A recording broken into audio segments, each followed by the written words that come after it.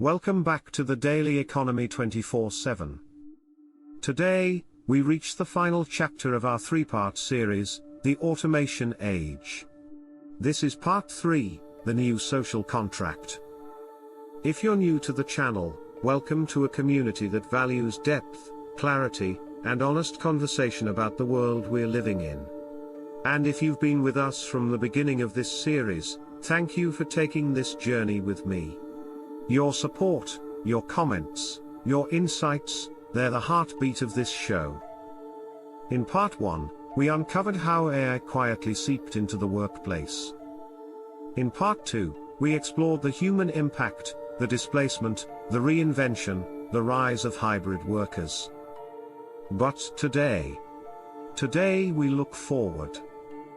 This episode is about purpose. It's about identity. It's about the meaning of human work in an age where machines can do so much. So settle in. Take a breath. And let's step into the future together. Soft, hopeful music fades in, warm, atmospheric, with a sense of possibility rising beneath it. Every era of work has a defining question. In the industrial age, it was, how do we build more? In the information age, it was, how do we connect faster? But in the automation age, the age we are living in right now, the defining question is something far more personal: what does it mean to be human when machines can do so much? This is the question that sits beneath every conversation about AI, every workplace shift, every job transformation, every moment of uncertainty. It's the question men whisper to themselves late at night, the question leaders avoid in meetings, the question society hasn't fully learned how to answer. And that's where part 3 begins, not with fear, not with loss, but with the search for meaning. When the displacement wave settles, the world doesn't look broken. It looks rearranged. Work still exists. Jobs still exist. People still show up every morning, log in, clock in, and contribute. But the shape of work has changed. The rhythm has changed. The expectations have changed. Men like Anthony, the logistics manager from part 2, now spend their days interpreting AI recommendations instead of making every decision themselves. Men like Jordan, the junior analyst, now refine machine-generated insights instead of building models from scratch. Men like Mr. Alvarez, the teacher, now spend more time mentoring and less time grading. The world didn't collapse. It evolved. But evolution always leaves a question behind: what comes next? There's a misconception that AI replaces human work. But the truth is more nuanced. AI replaces tasks. Humans create value. And as AI takes over more tasks, something unexpected happens: the uniquely human parts of work rise to the surface. Take someone like Elias, a mid-career project manager. Before AI, his days were filled with spreadsheets, status updates, and scheduling headaches. Now AI handles all of that. His job has become something different, something more human. He spends his time resolving conflicts, motivating teams, clarifying goals, and helping people navigate uncertainty. He told me, "I used to manage tasks. Now I manage people. And honestly, it feels more real." Or consider someone like Raphael, a senior sales consultant. AI now drafts proposals, analyzes customer data, and predicts buying patterns. But Raphael is the one who builds trust, reads the room, senses hesitation, and closes deals. He said, "AI can tell me what a customer might want. But I'm the one who figures out why." This is the rise of human work, the work machines can't touch. As the world shifts, a new hierarchy of skills emerges, not the skills that machines can replicate, but the ones they can't.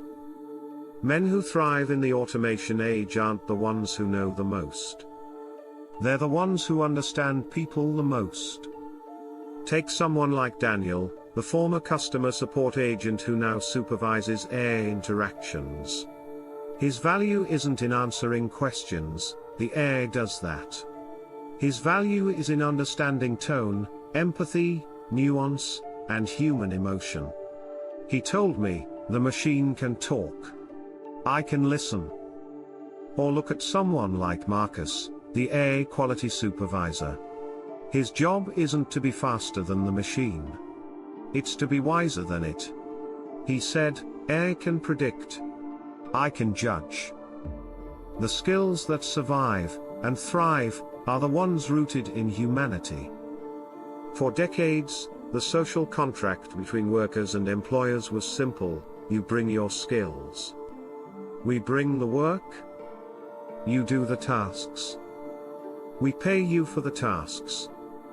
But in the automation age, tasks are no longer the foundation of work. Thinking is. Judgment is. Creativity is. Empathy is. Leadership is.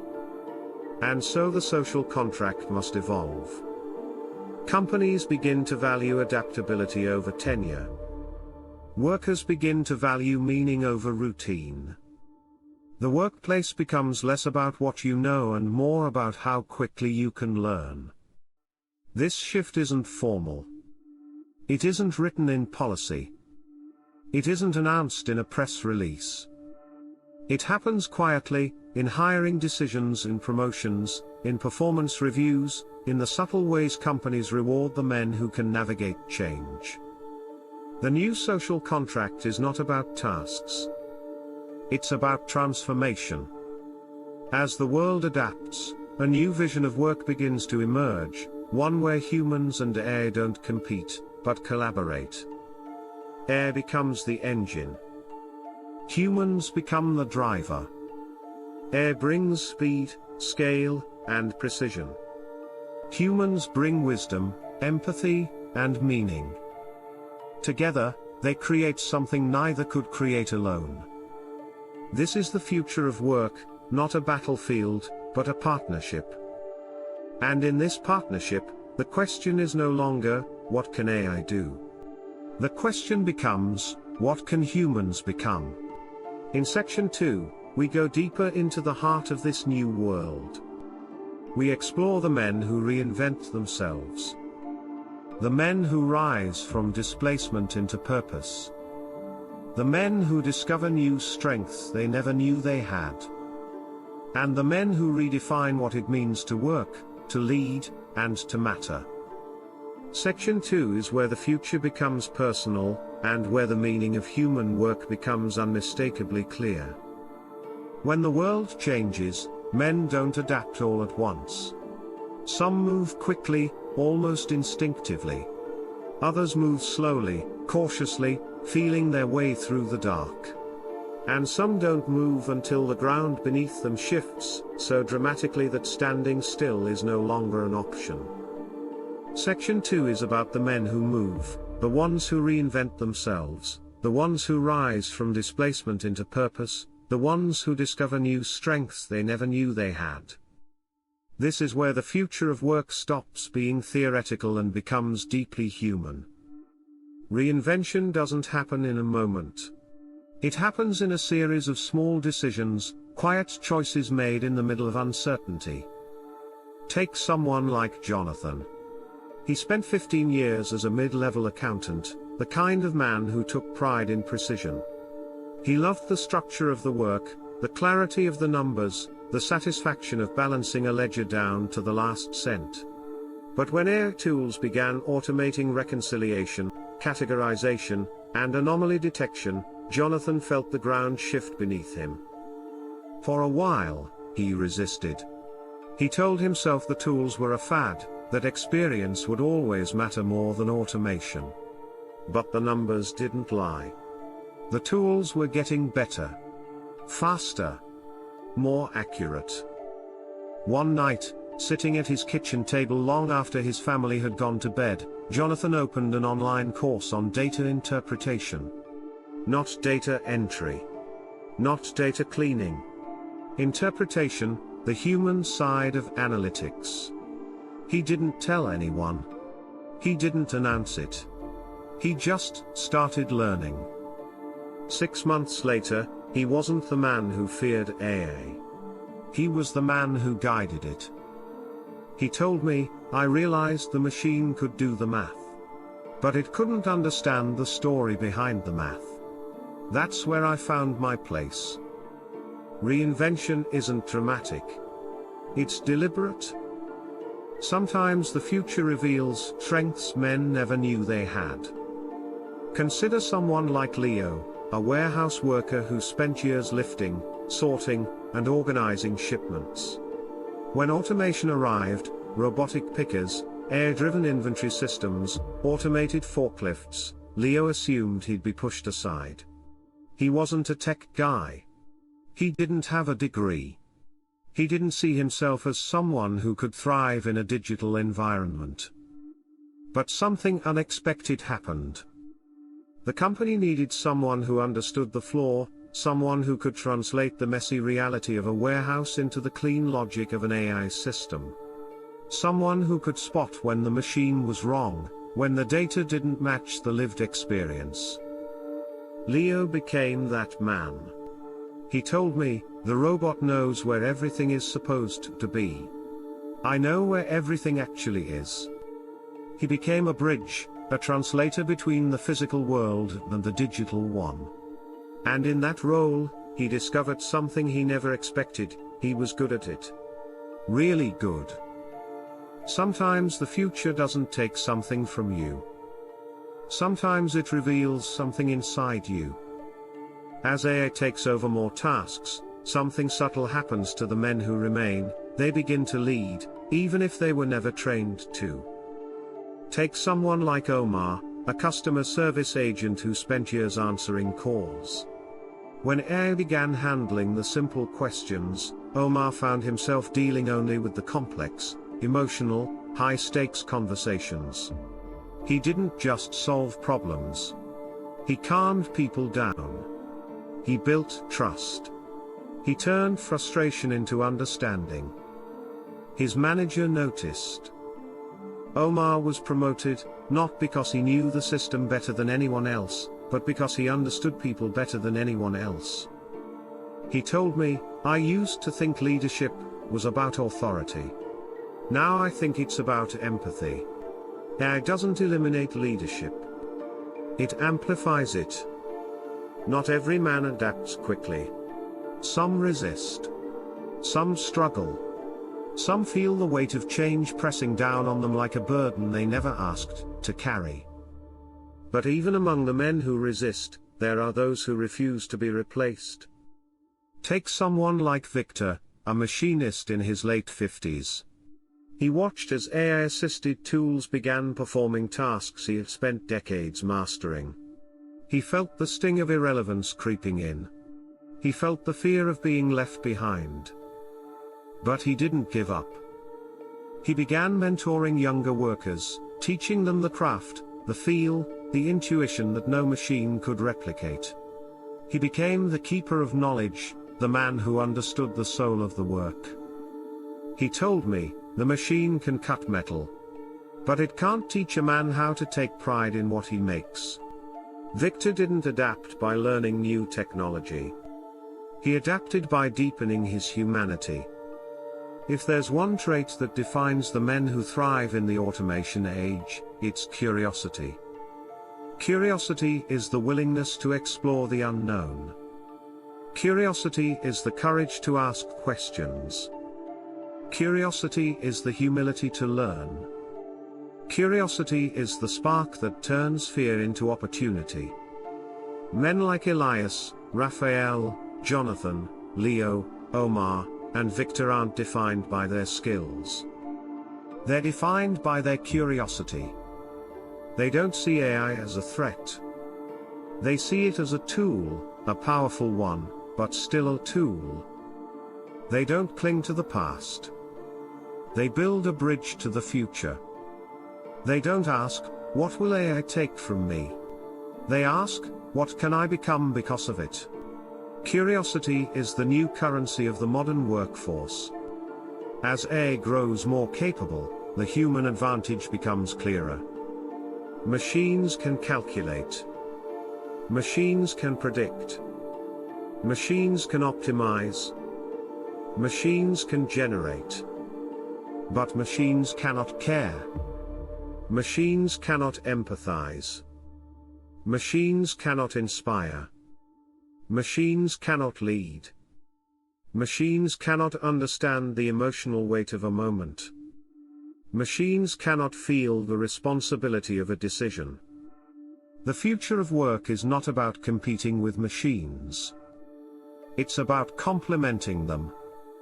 The men who thrive are the ones who lean into the parts of themselves that no machine can replicate. Their judgment. Their empathy. Their creativity. Their resilience. Their humanity. This is the new foundation of work. In section 3, we bring the entire trilogy home. We explore the future of human purpose. The meaning of work in an age of automation. The new definition of success. The rise of human-centered careers. The evolution of identity. And the question that will define the next decade, if AI can do the work. What is the work humans are meant to do? Section 3 is the emotional peak of the entire series, the moment where the future becomes not just understandable, but inspiring. Music fades out, warm, steady, full of anticipation. Soft, rising music fades in, warm, reflective, carrying a sense of resolution and possibility. Every trilogy has a moment where the story stops being about the world and becomes about the people living in it. This final section is that moment. Because the automation age isn't just a technological shift. It's a human one. A generational one. A spiritual one. It forces men to ask questions they've never had to ask before, questions about purpose, identity, meaning, and the role they play in a world where machines can do so much. This is where the story becomes not just analytical, but deeply human. When the tasks that once defined a man's work begin to disappear, he's left with a question that echoes louder than an algorithm: why am I here? For decades, men like Robert, the warehouse supervisor, found purpose in mastery, in knowing the floor better than anyone else. Men like Jonathan, the accountant, found purpose in precision. Men like Omar, the customer service agent, found purpose in helping people through difficult moments. But when AI begins to take over the tasks that once gave them purpose, they're forced to look deeper, beyond the task, beyond the routine, beyond the familiar. Some men struggle with this. Some resist it. Some fear it. But others discover something profound. Purpose doesn't come from tasks. Purpose comes from impact. And impact is something no machine can take away. As AI grows more capable, a new category of work begins to rise, work that is deeply, unmistakably human. Take someone like Adrian, the IT technician who embraced AI instead of fighting it. He didn't become less valuable. He became more valuable, because he understood how to guide the machine, how to correct it, how to translate human needs into digital logic. Or consider someone like Elias, the project manager. His job used to be about tracking tasks. Now it's about leading people. He's become a mentor, a coach, a stabilizing force in a world of constant change. Then there's Raphael, the sales consultant. AI can analyze customer data, but it can't build trust. It can't read hesitation. It can't sense when a man is unsure but doesn't want to say it. Raphael can. These men aren't just surviving the automation age. they're defining it. Because the future doesn't belong to the fastest, or the most technical. It belongs to the most human. Identity is one of the most powerful forces in a man's life. It shapes how he sees himself, how he moves through the world, how he measures his worth. But in the automation age, identity begins to evolve. Men who once defined themselves by what they did begin to define themselves by what they bring. A man like Leo, the warehouse worker turned air translator, no longer sees himself as just a laborer. He sees himself as a bridge, someone who connects the physical world to the digital one. A man like Victor, the machinist, no longer sees himself as a man whose skills are fading. He sees himself as a mentor, a keeper of knowledge, a teacher of craft, a guide for the next generation. A man like Jonathan, the accountant, no longer sees himself as a number cruncher. He sees himself as a storyteller, someone who interprets data, finds meaning in patterns, and helps leaders make decisions. Identity doesn't disappear in the automation age. It evolves. And in that evolution, men discover new strength. For generations, success was measured by stability, a steady job, a predictable routine, a clear path from entry level to retirement. But the automation age rewrites that definition. Success is no longer about doing the same thing for 30 years. Success is about growing for 30 years. Success is no longer about mastering a single skill. Success is about mastering the ability to learn new ones. Success is no longer about being the best at a task. Success is about being the best version of yourself. Men like Elias, Raphael, Jonathan, Leo, and Victor aren't successful because they avoided change. They're successful because they embraced it. The automation age doesn't reward perfection. It rewards evolution. As AI becomes more capable, the question becomes unavoidable: what is the role of humans now? The answer is simple and profound. Humans are the meaning makers. AI can process information. AI can generate content. AI can optimize systems. AI can predict outcomes. But AI cannot understand the emotional weight of a moment. It cannot feel responsibility. It cannot sense hesitation. It cannot build trust. It cannot inspire. It cannot lead. Humans are the conscience of the system. The heart of the workplace. The soul of the economy. AI may be the engine. But humans are the purpose. The automation age is not a threat. It's an invitation. An invitation to redefine work. An invitation to rediscover purpose. An invitation to build a world where humans and machines don't compete, they collaborate. A world where AI handles the repetitive, the predictable, the mechanical. And humans handle the meaningful, the emotional, the creative. A world where men are not valued for how fast they can type or how many tasks they can complete, but for how deeply they can think, how clearly they can communicate, how compassionately they can lead. A world where work is not just a paycheck, but a place where men grow, evolve, and contribute something only they can bring. This is the world the automation age makes possible. As we close this trilogy, we return to the question that has guided us from the beginning: what does it mean to be human when machines can do so much? It means being adaptable. It means being curious. It means being empathetic. It means being creative. It means being wise. It means being courageous. It means being willing to evolve. It means recognizing that your value has never been in the tasks you perform, but in the person you are.